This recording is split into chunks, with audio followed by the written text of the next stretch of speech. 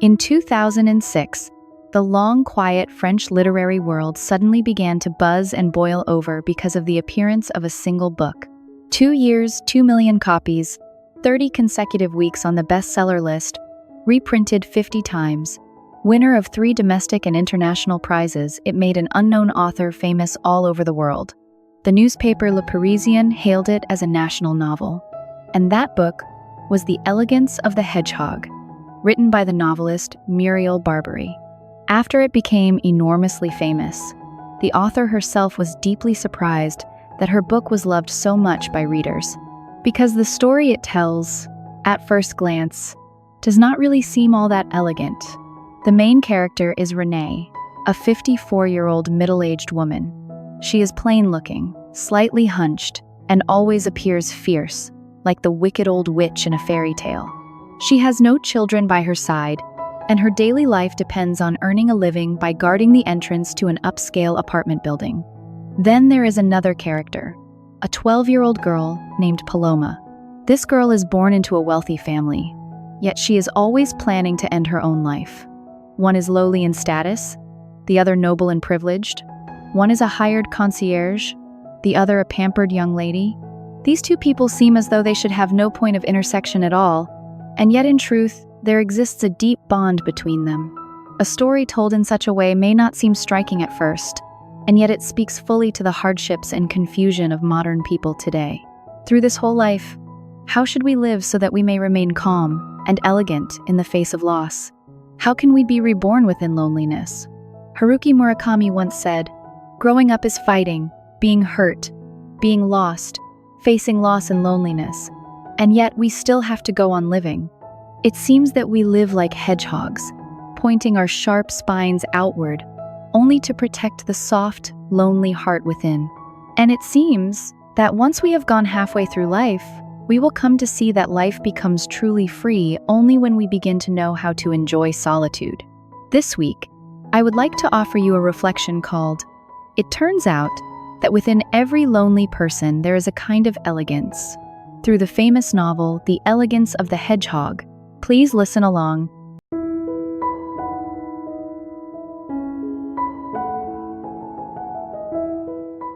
On the road of life, everyone is a lonely traveler. Renée has worked as a concierge for 27 years in an upscale apartment building. The people living there are all figures of high status and education in society. The one thing that seems out of place in that elegant space is Renée herself, who does not look elegant at all. With her plain appearance and a fate crushed by poverty, she had always felt out of place in everything around her ever since childhood. When she was in school, she was shunned by classmates and looked down on by teachers. When she grew up, she recklessly married an older man, only to be hated by his whole family. Then she followed her husband into the work of being a concierge and lived like a mouse hiding in a cramped room. Afterward, her husband died after a long illness, leaving Renée alone to exist with the passing years in the darkness of loneliness. Day after day, she sat at the entrance, watching people go in and out with dull eyes. Like an outdated, dusty ornament in the corner of a room, no one greeted her. Some people had even lived there for 10 years without ever noticing that she existed. And opposite this poor, wretched fate was another strange person in the building. That was Paloma. Paloma had a family anyone might envy. Her father was about to become a member of parliament. Her mother held a PhD, and her sister had graduated brilliantly from university. Yet, that seemingly perfect life was in fact full of cracks. Paloma's mother always liked quoting famous lines at dinner, even when she had no idea what they actually meant. Her sister was arrogant and intensely self-important. Her father was rigid, emotionally cold, and also cowardly. Paloma herself was extraordinarily intelligent, even something like a genius. At school, she was treated as an oddity, and hardly anyone could understand her unusual philosophical reflections on life. In her dreams, Paloma longed for a friend to play with. But in reality, things were not like that at all. Paloma was truly very lonely. The linguist G. Shanlin once said, "On life's road, everyone is a lonely traveler. Do you see? No matter who you are, if you are too different from others, it may be hard for this world to accept you. But is it because there is something wrong with us? Or simply because others cannot understand us? No one can wear your shoes. No one can walk the road you are on. No one can taste your joys and sorrows for you. In this world, true and complete empathy is very hard to come by, because each person's fate is different, and differences in thinking, awareness, and worldview create the distance between us. As the philosopher Carl Jung said, each person is an island in the sea. If one wishes to develop oneself, one must face solitude. The more different you are, the fewer companions you will have. The more unique you are, the easier it is to be left behind. And in the end, you too will come to feel that the saying of the ancients was true. The law of this world is birth and death in solitude. Where is there ever truly a companion? Our parents were once the all-powerful superheroes in our eyes, but somehow, at some point, their hair quietly began to turn gray. Each year that we grow older is also 1 year closer to the day we must say goodbye to them. Old friends who once could talk about everything now hesitate even to send a text, afraid of disturbing each other. The older we become, the more clearly we feel how hard it is to find someone who can truly walk beside us forever. Life is like a rehearsal for farewell. We see others off, and then others see us off. People come and go around us, but perhaps very few truly care about us. The friend list on social media keeps growing, and yet there are almost no people there who speak honestly to us. There are nights when we are seriously ill, lying alone on the bed. There are days when work leaves us hurt and humiliated, and we can find no one to confide in.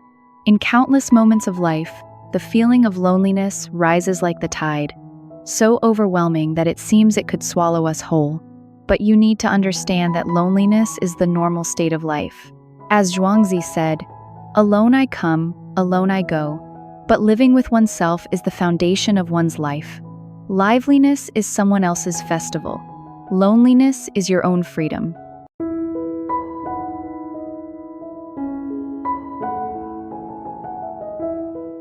Faced with solitude, either bristle like a hedgehog or dance with it.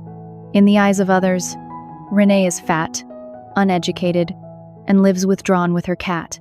Every day she does the same dull, repetitive things: guard the entrance, open the door, close the door, clean and deliver the mail. Sometimes she also helps people sweep their apartments or take out the trash. In that elegant residential building, Renée's lowly status makes it impossible for her to live the lofty life of the refined ladies. To outsiders, her life is unbearably boring, spending all day with the television on, watching silly programs. And yet, whenever she closes the door, it becomes an entirely different world. Renée takes a bar of dark chocolate, breaks off a small piece, and lets it melt slowly in her mouth, drinking tea while reading books. Her cramped and impoverished room has only one proper enclosed space, but she does not use it as a bedroom.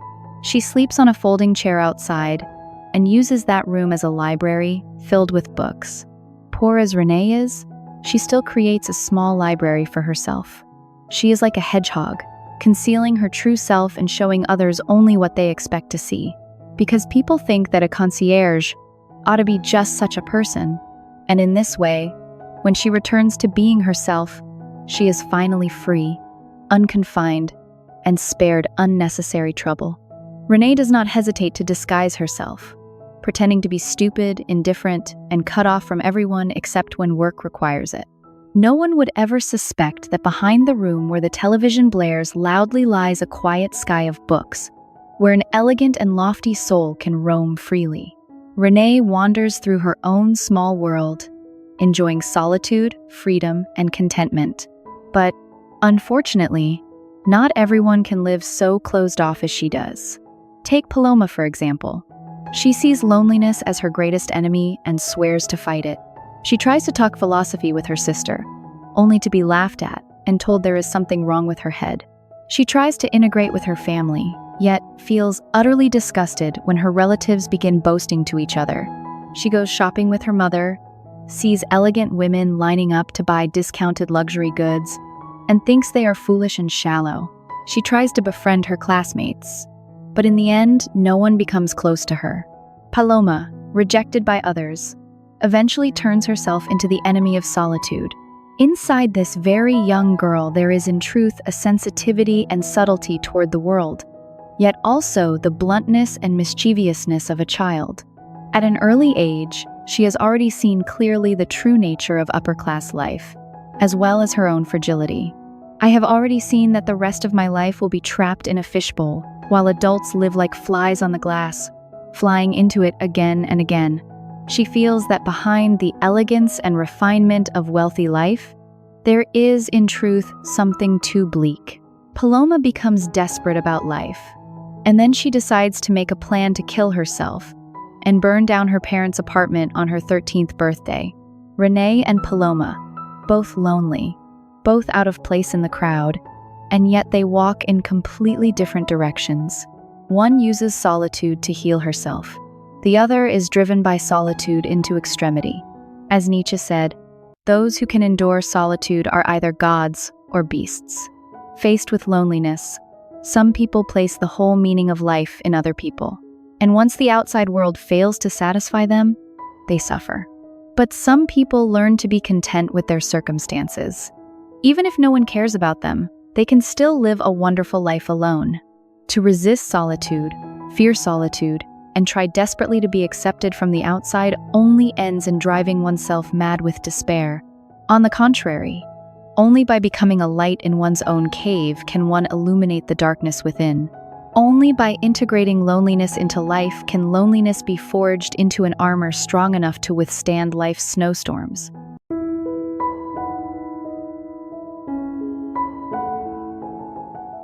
Those who can dance with loneliness carry elegance within them. One day, a new resident moved into the apartment building and came to live next door to Paloma. He was Kakuro Ozu, a Japanese man, elegant and about 60 years old. The first time Kakuro Ozu met Renée, he was deeply astonished when she calmly quoted, "All unhappy families are unhappy in their own way." He could not believe that an ugly, aging woman like her could so easily speak lines from a classic work. So, out of curiosity, he began approaching Renée. He invited her to dinner, to concerts, and to art exhibitions. And Renée, because she admired his manner, his courtesy, and the respect he showed to others regardless of their circumstances, stopped refusing as she used to. Listening to Renée discuss paintings and music, hearing her explain her understanding of literature and art, and watching her leisurely drink tea in the afternoon, Kakuro Ozu could not help exclaiming in admiration, "You are as elegant as a queen." As though he had discovered a treasure, Kakuro Ozu warmly encouraged Paloma to befriend Renée. And then, because of a chance moment in Renée's room, Paloma saw a psychology book lying on Renée's table. The girl was immediately drawn to Renée's utterly unusual way of living. After several conversations, Paloma came to admire Renée so much that she abandoned her earlier destructive plans. The truth proved that Renée was not a crude old woman as everyone thought, but a kind person with remarkable wisdom and insight. She disliked noise, yet lived with great elegance in her own world.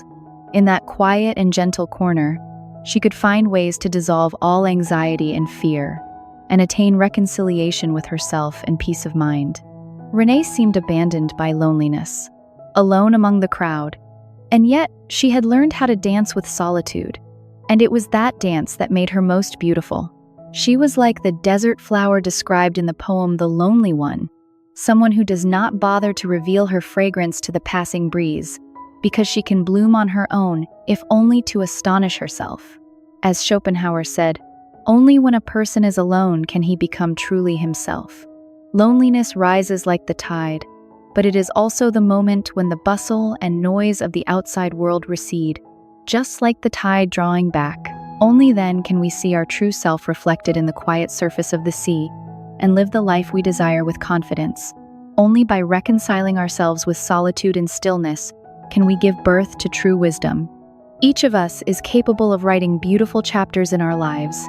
Even if no one is singing for us, we can still dance proudly alone with our solitude. A person who can make a friend of the loneliness within always carries a kind of elegance, calm, composed, relaxed, and at ease. At the end of the novel, on an utterly ordinary morning, Renée dies beneath the wheels of a vehicle while trying to save a homeless man. Her departure does not even receive a proper funeral, and she leaves everything in haste. But her death causes Paloma to begin understanding that her so-called suicide plan was only an extreme form of resistance against loneliness. The girl's thoughts change completely about the meaning of life, and she decides to face a new life. Renée ended her wonderful life in this way, leaving behind the aftertaste of her elegance in this chaotic world, and it endures forever. In the book, the author writes, "We are all lonely hedgehogs. Only when two beings share the same wavelength can they see the unnamed elegance inside the other.